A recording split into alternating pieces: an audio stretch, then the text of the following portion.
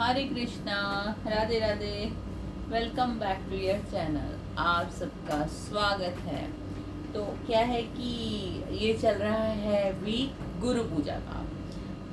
सभी आश्रम में ऑलमोस्ट एकादशी से लेकर आषाढ़ी पूर्णिमा तक, जिसे मुड़िया पूर्णिमा भी बोलते हैं, गुरु पूजा के लिए रखा होता है। क्योंकि इतनी भीड़ें हो गई हैं, तो एक दिन में तो इतने सारे लोग पूजा नहीं कर सकते ना, तो कुछ लोग पहले जाके भी कर लेते हैं। तो आज हम गए थे अपने महाराज जी की पूजा करने के लिए, बड़ा आनंद आया। और बस यही हुआ कि मैं इतनी ज़्यादा वहाँ पे जाके खो गई महाराज जी के दर्शन करके। वैसे मैं बावरी हो जाती हूँ, तो मेरे को ना वहाँ पे वीडियो बनाने का ध्यान नहीं रहा, तो इसलिए सॉरी कि कैसे पूजा करी, क्या क्या किया, ये मैं आपको बताऊंगी आषाढ़ी पूर्णिमा पे, ठीक है। तो अब हम शुरू करते हैं चातुर्मास महात्म्य का अध्याय 3। इसमें हम क्या पढ़ेंगे कि विशेष विशेष तप भगवान के कौन से होते हैं, और षडोपचार पूजा का क्रम क्या है। षडोपचार पता है क्या होता है? 16 प्रकार की पूजा, जैसे दूध, दीप, नैवेद्य, अक्षत, ये सब चीज़ें जो हम समर्पित करते हैं, फूल, माला, वस्त्र इत्यादि, ये 16 तरह की पूजा को षडोपचार पूजा कहते हैं। तो सुनिएगा, ब्रह्मा जी कहते हैं षडोपचार से सदैव भगवान विष्णु का पूजन करना तप है। 16 प्रकार की पूजा से जो हम भगवान विष्णु का पूजन करते हैं, तो ये एक तप ही है। तप समझते हो ना, तपस्या ही है। और भगवान के शयन करने पर वही महातप कहा गया है। इस प्रकार सदा पंच यज्ञों का अनुष्ठान भी तप है, परंतु चातुर्मास में श्री हरि को निवेदन करने पर वही महातप हो जाता है। क्या बात है। द्वितीय काल में स्त्री के साथ संबंध करना गृहस्थ के लिए सदा ही तप माना गया है, किंतु वही चातुर्मास में श्री हरि की प्रीति के लिए किया जाए तो महातप है। सदा सत्य बोलना तप है। ये भूतल पर निवास करने वाले प्राणियों के लिए दुर्लभ तप कहा गया है। देवेश्वर श्री हरि के शयन करने पर यह सत्य भाषण रूपी तपस्या करने वाला मनुष्य अनंत फल का भागी होता है। अहिंसा आदि गुणों का पालन करना सदा ही तप है, किंतु चातुर्मास में वैर भाव का परित्याग करके उसका पालन किया जाए तो वह महातप कहा जाता है। पंचायतन पूजा महातप है। मनुष्य चातुर्मास में श्री हरि की प्रीति के लिए इस महातप की विशेष रूप से अनुष्ठान करे। सभी पर्वों के अवसर पर सदा दान देना चाहिए, ये तप है, परंतु चातुर्मास में विशेष रूप से उसका पालन करने का दान अनंत होता है। आपने देखा ना, जो चीजें हम आम महीनों में करते हैं वो तप है, और जब हम इसी चीजों को चातुर्मास में करते हैं विशेष तरह, तो वो महातप बन जाता है। ये कितना हमारे संस्कृति में, हमारे सनातन धर्म की खूबसूरती है कि हमें हर चीज का बेनिफिट दिया गया है। चौमासे में 2 प्रकार का शौच ग्रहण करना चाहिए, एक बाहरी शौच और दूसरा आंतरिक शौच। शौच माने स्वच्छता, पवित्रता। जल से नहाना धोना बाहरी शौच कहलाता है, और श्रद्धा से अंतकरण को शुद्ध करना आंतरिक शौच है। इंद्रियों का निग्रह करना चाहिए, ये तपस्या का उत्तम लक्षण है, किंतु चातुर्मास में इंद्रियों की चंचलता दूर हो तो वह महातप कहा गया है। इंद्रिय रूपी घोड़ों को काबू में रखकर मनुष्य सदा सुख पाता है। वह इंद्रिय रूपी अशुभ जब कुमार पे चलने लगते हैं, तब जीव को नरक में गिराते हैं। ये काम महान शत्रु है, इस एक को ही दृढ़ता पूर्वक जीतें। जिन महात्माओं ने काम को जीत लिया है, उन्होंने संपूर्ण जगत पर विजय पा ली है। काम और संकल्प पर विजय पा लेना ही तपस्या का मूल है। वही सबसे उत्तम ज्ञान है, जिसके द्वारा काम को जीत लिया जाए। लोभ सदा त्याग देने योग्य है, क्योंकि लोभ में पाप की स्थिति है। लोभ को जीत लेना तप है। चातुर्मास में इसका विशेष महात्म्य है। मोह का अर्थ अविवेक, मोह का अर्थ है अविवेक। ये सदा त्याग देने योग्य है। जो मोह से रहित है वह ही ज्ञानी है। मनुष्य के शरीर में रहने वाला मद ही महान शत्रु है। यूं तो सदा ही, किंतु चातुर्मास में विशेष रूप से इसका निग्रह करना चाहिए। मान बड़ा भयंकर शत्रु है, वह सब प्राणियों के भीतर निवास करता है, उसे क्षमा द्वारा जीतना चाहिए। चातुर्मास में उसे जीतना अधिक गुणकारी होता है।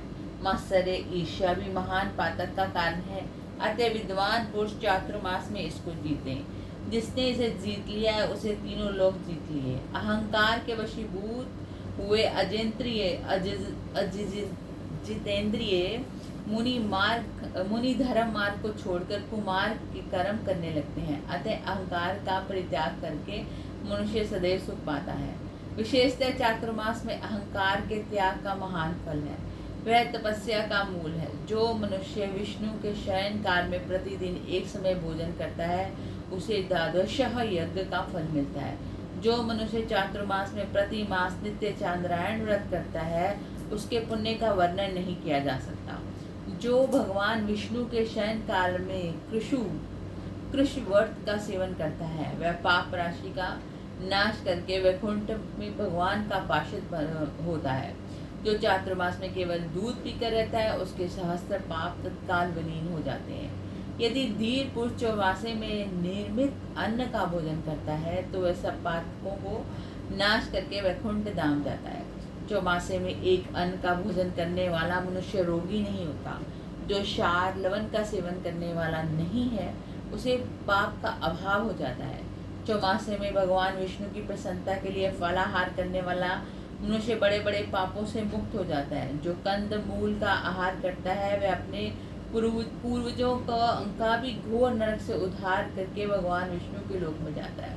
जो प्रतिदिन चौमासे में केवल जल पीकर रहता है उसे रोज रोज अश्वमेध यज्ञ का फल प्राप्त होता है। जो मनुष्य चौमासे में श्री हरि के प्रीति के लिए शीत और वर्षा सहन करता है उस पर प्रसन्न होकर भगवान जगन्नाथ उसे अपना आप दे डालते हैं। जो मन ही मन भगवान नारायण का चिंतन करके इस परम पवित्र और पाप की शुद्धि के हेतु भूत पुराण को सुनता अथवा पढ़ता है वह मरकर मोक्ष को प्राप्त होता है। नारद जी ने पूछा, प्रजापति 16 उपचारों से किस प्रकार भगवान की पूजा की जाती है? अब ये जो षोडोपचार की बात करिए वो बता रहे हैं। तो ब्रह्मा जी ने कहा, वेदों और शास्त्रों के विधान के अनुसार भगवान विष्णु की भक्ति दृढ़ करनी चाहिए। ये सब जो कुछ दिखाई देता है वह सबका मूल वेद है और वेद सनातन भगवान विष्णु का रूप है।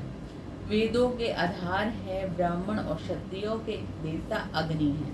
अग्नि में आहुति डालने वाला ब्राह्मण यज्ञ में सदा भगवान श्री हरि का यजन करता है तथा विष्णु की पूजा में निरंतर संलग्न रहता हुआ संपूर्ण जगत को धारण करता है। भगवान नारायण का स्मरण और ध्यान क्लेश दुख आदि का नाश करने वाला है। चातुर्मास में भगवान श्री हरि जल में विशेष रूप से व्याप्त रहते हैं। जल से अन्न पैदा होता है जिससे जगत की तृप्ति होती है। वह अन्न भगवान विष्णु के शरीर के अंश से उत्पन्न होता है। अन्न को ब्रह्म कहते हैं और वह अन्न आह्वान पूर्वक भगवान विष्णु को समर्पण करके मनुष्य पुनर्जन्म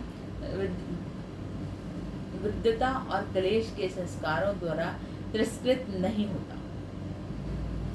सहस्त्र शीर्षा पुरुष इत्यादि जो 16 ऋचाओं द्वारा यजुर्वेद का महासूक्त है वह सर्वोत्तम नारायणमय है।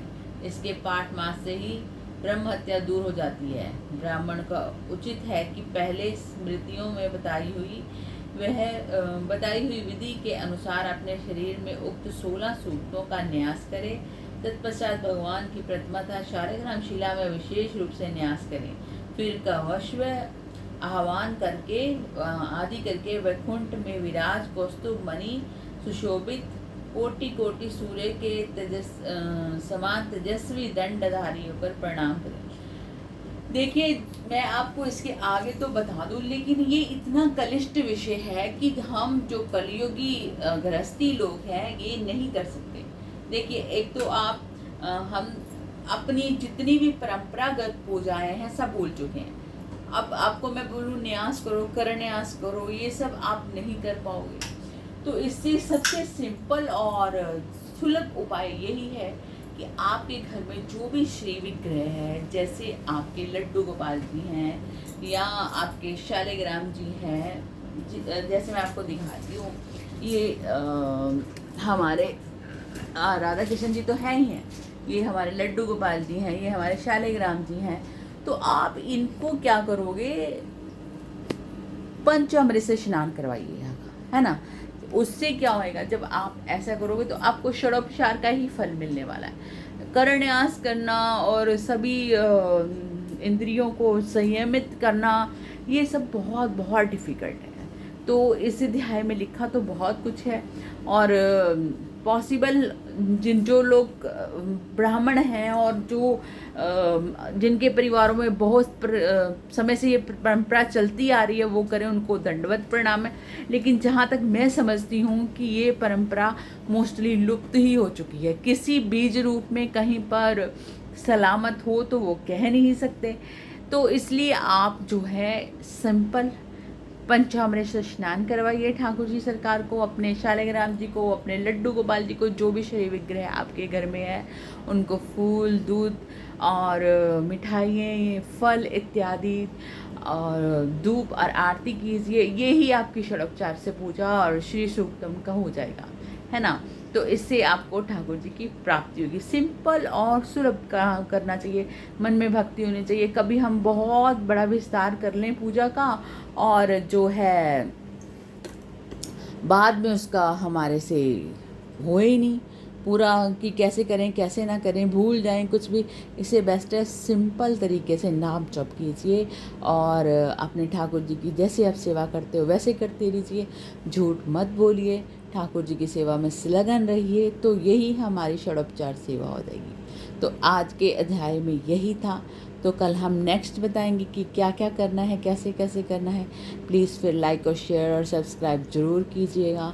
देखो आपका एक शेयर आपको कितना फल देने वाला है पता है। एक बंदा भी आपके कहे शेयर किए गए अनुसार अगर पूजा कर लेता है तो आपको दशमंश प्राप्त होगा, और लाइक से मेरा मनोबल बढ़ेगा कि हाँ मैंने भी आप लोगों के लिए कुछ किया। और आप मानोगे ये सब कुछ शास्त्रों से पढ़कर ही आपको बताया जा रहा है, उसमें थोड़ी मेहनत भी लगती है। तो प्लीज़ लाइक कर दीजिएगा, ठीक है। तो फिर मिलते हैं कल। राधे राधे।